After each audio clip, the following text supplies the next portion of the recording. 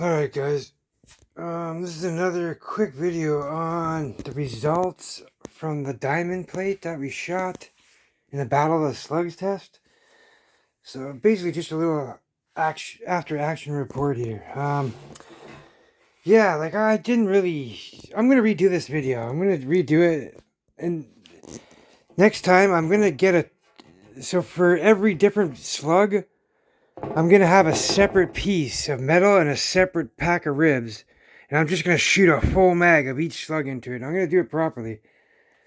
And, yeah, that way, because the video I did was kind of vague. And, like, I made a bunch of mistakes in it as well. Like, I called out some things that are wrong that I noticed along the way. Like, yeah, so I just want to show you guys, the actual results. I went and I looked at the test, and I figured out when you go back to the chronograph and look into the shots, I can tell which ones they were now. And plus, you can see the order of the magazines, how I had them all set. So, and then from the one I started with, and then the next 5. So, I went back and checked out the order. It's pretty easy to see. I'm not confused about this. I'm only confused about... No, I wasn't, because when I looked back at the video, they were all in the right order. So, anyways, let me just start. It's very interesting because we're all led to believe, and in some tests you do see that pointed ammo does more damage. Like, I've even seen that in my results in the past. But once you get up into these higher joules, like, things change. Like, for some reason we seem to get...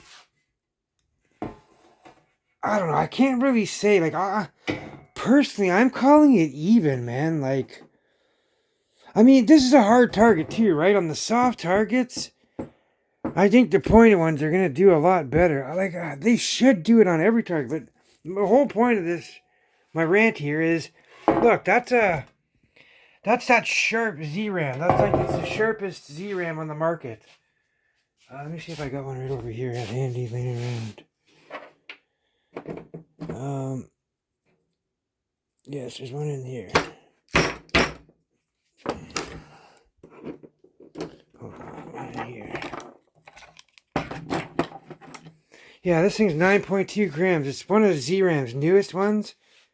Man, these things are deadly. They're by far the most sharpest 68 cal mag fed that you can get that I've ever seen on the market. Like, look at that thing. Like, you think that would go through, no problem. But think, and like, they're hitting dead center, like straight. Like, every time I shoot these things, they're straight. Except for the ones when I backfill them, they toggle, like this guy. We'll get to that in a minute. I backfilled that with lead. But there's the other destroyer, the aluminum one. So look, clearly they fly straight. Perfectly. All these slugs flew straight. Except for... I'm pretty sure just this guy. But anyways, here, let me get to this first. So yeah, look, here guys, that's the sharp pointed. The only one that actually cracked or penetrated through it didn't go all the way through, it hit and it bounced back, so it did not completely penetrate. But it did penetrate because, look, clearly we broke through it. Now, what we have here is, if you can see, we hit there with the HP 68, and like, that one completely went through. Like, it went right through into the trap barrel. But we hit that with an ammo 6 resin shot at like, oh god, I don't know, 600 and something. I can't remember what it was. Really high fast. Actually, no, it wasn't 600 something. That's not true. These were 6.6 or 6.8 grams. But yeah, as you can see, the ammo 6 resin had a little tiny steel ball bearing in the middle. So that's how I know that's the one where it hit. But again, it hit here, the bearing made a dent, the plastic just broke off. The resin didn't really do anything. But that HP 68 went right through, and that's a round slug. But when you look at all the round slugs, like on the other side too, they seem to have, they're the only ones that are cracking. See, look, aluminum destroyer, That's a lightweight one, guys. That's one of the lighter weight ones. The aluminum ones. They come a little bit faster, but look. It's round. Look, there's another point. Did not penetrate. That was aluminum. That was aluminum. These are both around the same weight. So look. One cracked, one didn't. The point. The round one. So the round one technically done more damage. Because, like, that split the metal open. That metal is going to be hurting.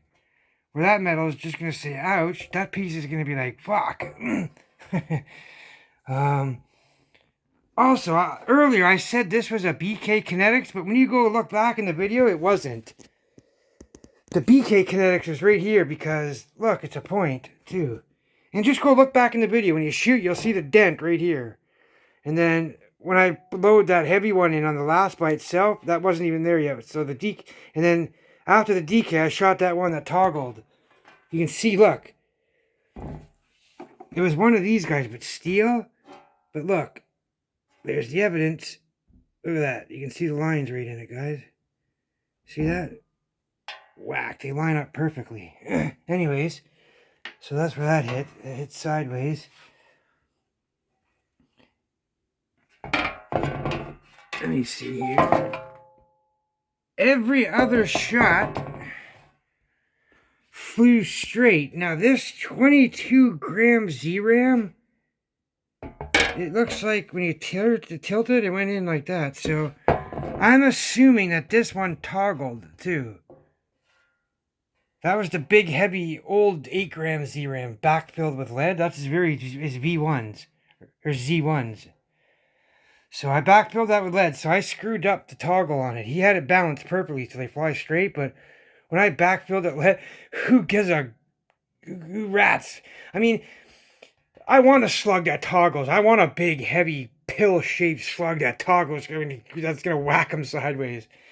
Like if the HDR can come out with a Magnum magazine like the torpedo revolver and double its size, woo, we can make some serious pills. Like I can make some 50 caliber pills for the torpedo revolver. I got at 61 joules, so I mean those are like 20 something grams are gonna be. So if torpedoes and that size, they'll be like 20 plus grams. You're gonna need some serious power to send those out.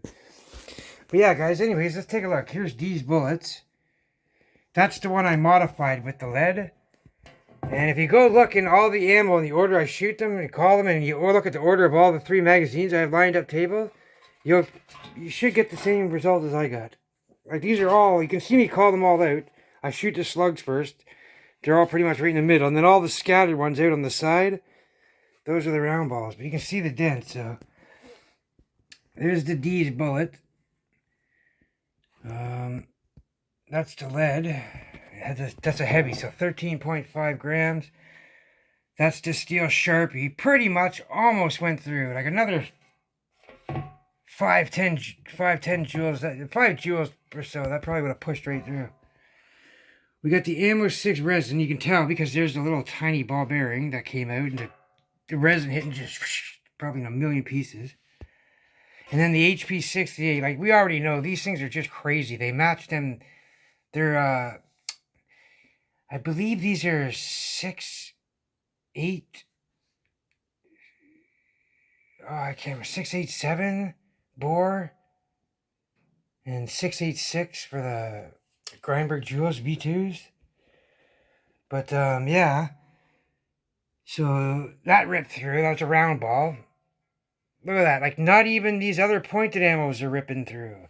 But the round balls just seem to be the one, look, cracking, making the damage. This one here, too, the 22 gram Z-Ram, if that had hit straight on, I think that would have been a point. But if you look, there's a pinhole of light coming through it. See it up there? So it did poke through. But look, this aluminum destroyer that only weighs like a fraction of that. 6 grams, 22 grams. Everyone seems to think that the heavy ones are always going to do the worst. It might have had it hit directly point first because this looked like it toggled. But still, like with the impact in the round, it doesn't matter. Like, yeah, it does matter, kind of. because it's hit sideways. There's a lot more to rip through. But either way, just look compared to these other ones. Look, steel double spike, perfectly straight. Nice deep point down in there. No cracking, no splitting. Actually, wait, yeah, that one did. It just barely split open. Here, hold on, let's see if we can get the light on. See, that one barely poked through. But, again, the round ball trumped it when it come to damage. See, round ball went completely through. Or the round nose. The round nose. The points started to go through like here and there and there. Little tip holes you can see right there and right there. But, again, did not out-trump the way, way lighter, faster aluminum ball.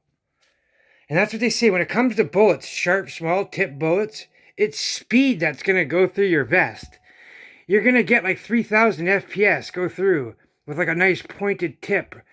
Like those, what are those, that material they use, that Teflon tips, coated tips. The green tips and stuff like that. And all those pierce armor like nothing, like butter.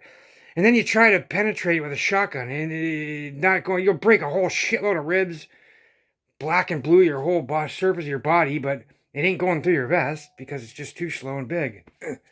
But yeah, with bullets and short, small, really pointy tip ammos, it takes, just look it up, it takes speed to go through armor. But when it comes to slower bullets, these big round things, they just have no penetration. Like you have to send these out at crazy high speed to penetrate things. But, look, here's another heavy one.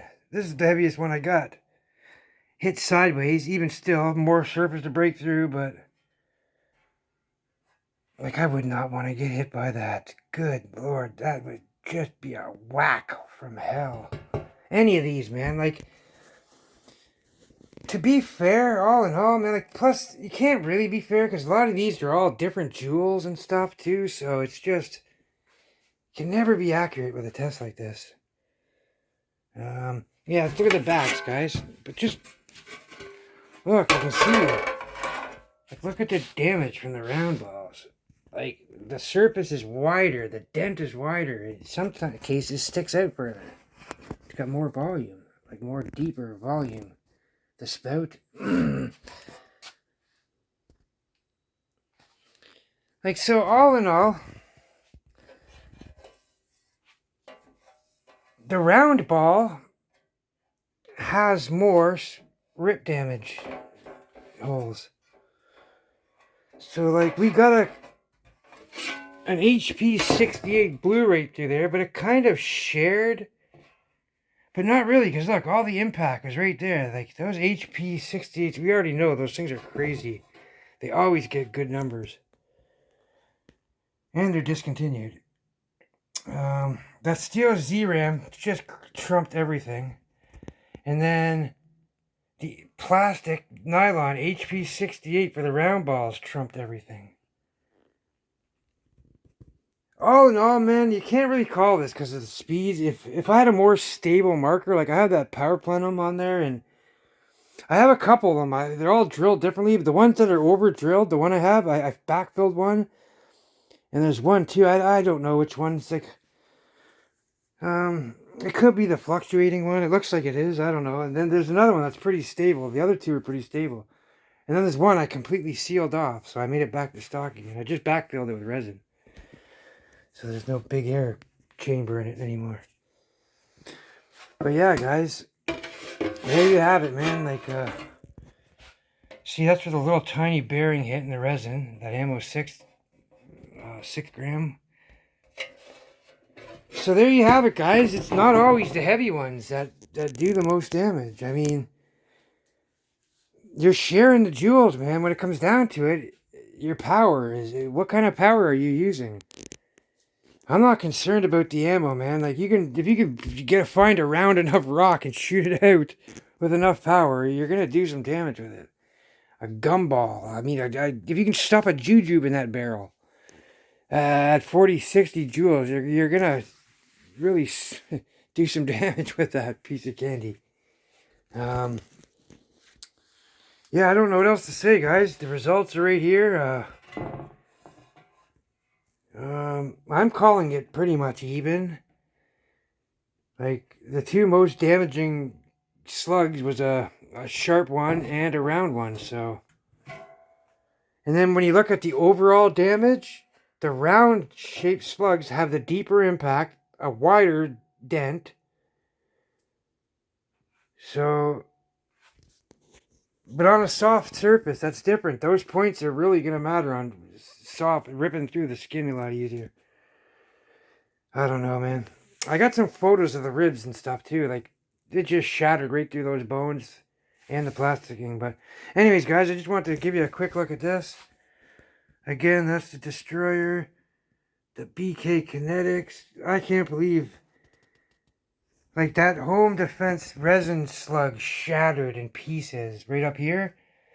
And whatever resin BK's using is pretty much holding up to this kind of power.